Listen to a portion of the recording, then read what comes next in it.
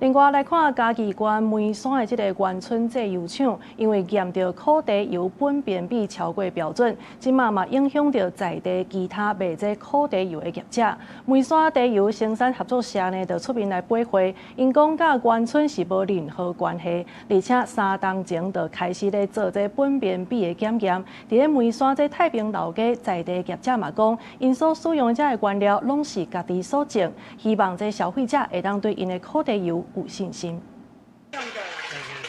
將烘好的烤茶籽倒入去油車內底，經過煎油過濾的過程，豆豆仔來收集蒸出來烤茶油。這是梅山鄉大坪老街烤茶油的生產過程。業者講，因的烤茶籽攏是在地種的，用傳統的方式來煎油，雖然較慢，不過生產的過程攏看得到，民眾會當放心。也有買的啦，自己種的沒有那麼多啦。對呀，那都是買我們當地的。對呀，對呀，對呀，這個都3、4十都下來了，你看我們都有控制時間，一個人在那邊顧，時間到我們就下來了。因為嘉義縣梅山鄉有製油工廠，和驗出苯便比超標，檢調單位來追查來源，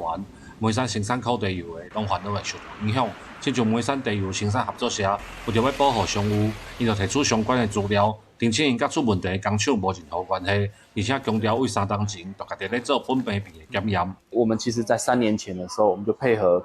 去做一些檢驗跟自主的改善，所以我們那時候去改善一些設備啦，改善一些檢驗報告啦，我們其實已經追查3年以上了。合作社表示，這個事件已經對因的生意影響2成到3成，出面來澄清，嘛是希望讓社會了解代誌完整的經過。所來除了配合檢調單位的調查以外，還會將因食品檢驗的相關結果放在列冊頂面，希望讓消費者會當安心。記者林慧婷，嘉義報道。